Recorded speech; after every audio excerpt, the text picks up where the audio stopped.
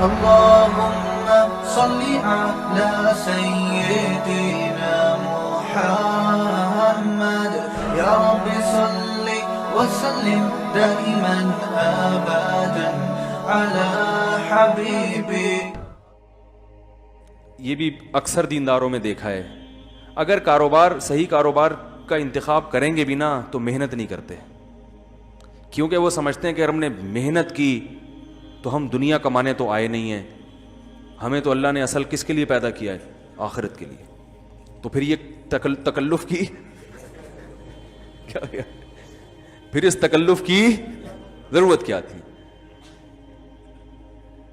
تو بھائی جب کمپٹیشن ہے تو جو زیادہ محنت کرے گا، کیا خیال ہے، وہی چلے گا. جب کمپٹیشن چل رہا ہے تو جو محنت زیادہ کرے گا وہی کرے گا نا، تو آپ کو محنت کرنی پڑے گی. ہاں محنت میں غلو اسلام میں منع ہے، اتنا غلو کہ اپنی صحت کا بھی خیال نہیں ہے، نیند کا بھی، بیوی بچوں کا بھی خیال نہیں ہے. ایک تاجر مجھے ملے، مجھے کہنے لگے میں کاروبار کو اتنا ٹائم دیتا ہوں، اگر میں اس سے زیادہ ٹائم دوں تو میں ڈبل پیسے کما سکتا ہوں، لیکن چونکہ ہم دنیا میں پیسہ کمانے نہیں آئے تو اس لیے میں زیادہ ٹائم نہیں دیتا. میں نے کہا پھر باقی ٹائم کس میں خرچ کرتے ہیں آپ؟ کہہ رہے ہیں کچھ بھی نہیں. تو میں نے کہا اللہ کے بندے دیکھو اس وقت مسلمانوں میں تاجروں کی بہت کمی ہے، اگر یہ پیسہ مسلمانوں کے پاس آپ کے ڈبل پیسے ہو رہے ہیں تو قوم کے لیے کر لو میرے بھائی. یہ کانسیپٹ ہی غلط ہے کہ دنیا چھوڑ کے دین کی طرف آنا ہے. اگر ایسا ہوتا، میں نے ان کو قرآن کی آیت سنائی، قرآن میں اللہ کا ارشاد ہے فی بیوت اذین اللہ ان ترفع ویذکر فیہا اسمہ یسبح لہ فیہا بالغدو والآصال رجال لا تلہیہم تجارت ولا بیع عن ذکر اللہ. اللہ فرماتے ہیں مسجدیں جن کے بلند کرنے کا اللہ نے حکم دیا، ان کی عزت کرنے کا اللہ نے حکم دیا، ان میں بہت سے ایسے لوگ ہوتے ہیں جن کو تجارت اور خرید و فروخت اللہ کی یاد سے غافل نہیں کرتی. میں نے کہا اس کا مطلب وہ تجارت میں لگتے ہیں، خرید و فروخت میں لگتے ہیں، تبھی تو ان کو یہ چیزیں اللہ کی یاد سے غافل نہیں کرتی نا. اگر یہ تجارت اور خرید و فروخت میں لگنا ہی سے اسلام روکتا تو اللہ کیا فرماتے ہیں کہ ان مسجدوں میں ایسے لوگ ہوتے ہیں جو اللہ کو یاد کرتے ہیں اور اس وجہ سے وہ تجارت سرے سے کرتے ہیں ہی نہیں. تو میں نے کہا تجارت میں مشغول ہونا دین کے خلاف نہیں ہے، جب اللہ کو یاد کرنے کا ٹائم آئے اس وقت تجارت آپ کو اللہ کی یاد سے غافل کر دے، یہ شریعت میں پسندیدہ نہیں ہے. میں نے کہا بھائی آپ 5 ٹائم نماز کے لیے وقت نکالیں، اگر بزنس میں اتنے مشغول ہیں کہ 5 نمازوں کا ہی ٹائم نہیں مل رہا تو یہ غلو ہے.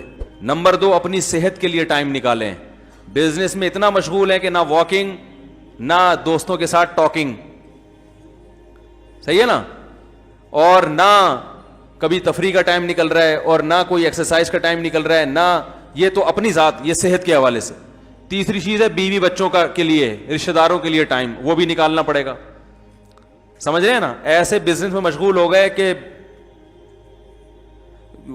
یعنی بیوی بچوں کو ٹائم ہی نہیں دے رہا، پھر پیسے ہی دے رہا ہے ٹائم کی جگہ. جب بیگم کہتی ہے بھائی تھوڑی بیٹھ کے کبھی رات کو جب گھر آؤ تو تھوڑی تمیز سے کچھ دیر بیٹھ کے گپ شپ لگا لیا کرو، رات کو آ رہے ہیں 2:45 بجے، تاجر لوگ اکثر یہی کر رہے ہوتے ہیں، تو وہ بیوی بچے باغی ہونا شروع ہو جاتے ہیں، بچے باپ سے مانوس نہیں رہتے، تو بھائی ان کے لیے بھی ٹائم نکالو. اب وہ نکالنا کیسے؟ وہ ہر ایک کا شیڈول الگ ہو سکتا ہے کاروبار کے لحاظ سے، کوئی ہفتے میں 1 دفعہ نکال لے زیادہ ٹائم، کوئی روزانہ کی بیسس پہ ٹائم دیتا رہے، وہ کرنا کیسے، وہ تو ہر آدمی کے حالات، لیکن ٹائم نکالنا بولو بھائی پڑے گا. تو دیندار میں جو بڑی میں گڑبڑ بتا رہا تھا کہ وہ سرے سے محنت کرتے ہی نہیں ہیں، یا دین کی غلط تشریح ان کے دماغ میں آتی ہے. کاروبار بھائی تو ڈبل کما سکتا ہے، تو آدھا کیوں کما رہا ہے؟ تم ڈبل کماؤ اور اس کمائی کو اللہ کی قرب کا ذریعہ بناؤ، رشتہ داروں پہ خرچ کرو، یتیموں پہ خرچ کرو، دینی مدارس پہ خرچ کرو، دین کی تبلیغ پہ خرچ کرو. حضرت عثمان رضی اللہ تعالیٰ عنہ اگر غریب ہوتے تو کیا 100 گھوڑے دیتے جہاد میں؟ وہ نبی صلی اللہ علیہ وسلم کو جہاد میں مال کی بھی ضرورت تھی کہ نہیں تھی؟ تو یہ مالی تعاون کس نے کیا؟ تاجروں نے کیا نا، جو صحابن. اگر وہ تجارت چھوڑ دیتے کہ ہم پوری زندگی دین کی تبلیغ کریں گے، تو اللہ کے نبی فرماتے تبلیغ کے لیے بھی پیسے تو چاہیے، وہ کہاں سے لاؤں میں؟ نہیں یار یہ سمجھ میں میرے بھائی. ایک ڈاکٹر صاحب تھے, بڑی پیاری بات کی انہوں نے کہا دیکھیں رسول اللہ صلی اللہ علیہ وسلم کے دور میں جہاد ہوتا تھا تلواروں سے, تو تلواریں کسی فیکٹری میں بنتی ہوں گی نا, کیا خیال ہے اگر وہ فیکٹری والے بھی فیکٹریاں بند کر کے نکل جاتے کہ ہم بھی کیا کریں گے, جہاد کریں گے, تو اللہ کے نبی آنے دیتے ان کو؟ بولتے بھائی تم اسی بزنس میں, تم یہی بزنس کرو, لوہے بناؤ زرے بناؤ, بھائی اس سے خریدنے کے لیے کچھ تو مل رہا ہے نا ہمیں. تو دین کی تبلیغ کے لیے کوئی بھی, تبلیغ والے بھی نہیں چھڑواتے. تبلیغ والے یہ کہتے ہیں بھائی 1-4 مہینے لگا کے سیکھ لو کام کو. جب پوری زندگی ایک بزنس میں لگائی ہے تو کچھ وقت تبلیغ میں سب کچھ چھوڑ چھاڑ کے کچھ وقت لگواتے ہیں. کچھ وقت اس لیے لگواتے ہیں کہ اب ساری زندگی دین کبھی نہ سیکھا نہ سنا, وہ چیزیں تو بہت کر لیں, تو اب 4 مہینے لگا کے 100% دینی ماحول میں ہوگے تو اس کی اہمیت پیدا ہوگی. اس کے بعد پھر وہ کہتے ہیں اب گھر جا کے اپنے کاروبار سنبھالو اور مسجد میں ٹائم دو. ایسا ہی ہے نا. تو جس میں جتنا حوصلہ ہوتا ہے کوئی سال کے لیے چلا جاتا ہے, کوئی کچھ لوگ ہیں جو رائے میں مقیم ہوئے ہوئے ہیں, کچھ لوگ ہیں, ایسے نہیں ہے کہ پورا کراچی رائے میں جا کے مقیم ہو گیا, یا کیونکہ پھر ریونڈ والوں کو کھانے کے لیے کہاں سے ملے گا. سارے ہی تاجر اگر ریونڈ میں مقیم ہو جائیں, سارے ہی اگر ریونڈ میں مقیم ہو جائیں تو ریونڈ میں تو میرے بھائی وہ ان کو تو ڈاکٹر کی بھی وہاں اسٹینڈ بائی ڈاکٹر ہوتے ہیں, تو وہ سارے MBBS کے بچے بھی وہاں آ جائیں گے, تو کوئی فیوچر میں ان کو ڈاکٹر ملے گا, کوئی الیکٹریشین ملے گا پنکھا جوڑنے کے لیے, مائک خراب ہو جائے گا تو کوئی بندہ ملے گا, وہ جو مائک ٹھیک کرنے والا ہے وہ کہے گا میں تو خود ساری ایجوکیشن چھوڑ چھاڑ کے تبلیغ کے لیے نکل گیا, وہ مائک ٹھیک کرنے والا نہیں ملے گا آپ کو. تو دینداروں کو جو میرے بھائی یہ جو مختلف تانے دیے جاتے ہیں, کچھ تانے صحیح بھی ہوتے ہیں. تو پہلی وجہ اس کی میں نے بتائی جذباتیت. نمبر 2 توکل کی غلط تشریح. سمجھ رہے ہو نا, زمینی حقائق دیکھ کے فیصلے نہیں کر رہے ہوتے, محنت نہیں. جو قوم محنت کرتی ہے, دیکھو غیر مسلم ممالک میں, یورپ میں بہت سے کنٹریز ایسے ہیں جن کی طبعی عمر 10-20 سال تک بڑھ چکی ہے.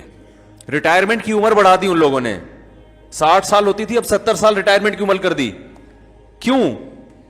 اس لیے کہ جگہ جگہ جم بن گئے ہیں, جگہ جگہ پارک بن گئے ہیں, لوگ جاگنگ بھی کر رہے ہیں, واکنگ بھی کر رہے ہیں, اور جناب صحت کا بڑا خیال کر. تو اللہ نے ان کی عمروں کو, جاپان میں 100 سال سے اوپر کے بہت لوگ ملیں گے آپ. ہمارے ہاں پہلے ماں اپنے بچے کو توکل کی بھیंٹ چڑھاتی ہے, وہ جو چیزیں بچے کے لیے ضروری ہیں وہ کھانے کو نہیں دے گی, وہ جو گند بلا دکان سے مل رہا ہے کھائے جا رہا ہے, کھائے جا رہا ہے, کھائے جا رہا ہے. جب بچہ ہو گیا بیمار تو پھر دم درود, پھر بھی پرہیز نہیں, دم درود, جھاڑ پھونک, تعویذ, دعائیں, منتیں, نظر لگا دی, فلاں نے یہ کر دیا, مرچیں جلاؤ, یہ گھما پھرا کے پھر وہ اللہ کی قدرت ہوتی ہے کہ وہ بچ جاتا ہے. مفتی طارق مسعود صاحب کے بیانات سننے کے لیے youtube.com/مفتی طارق مسعود کو سبسکرائب کریں, اور اگر آپ لائیو ویڈیو کو کبھی بھی مس نہیں کرنا چاہتے ہیں تو سبسکرائب کرنے کے بعد بیل آئیکن پہ کلک کرنا مت بھولیں. جزاک اللہ.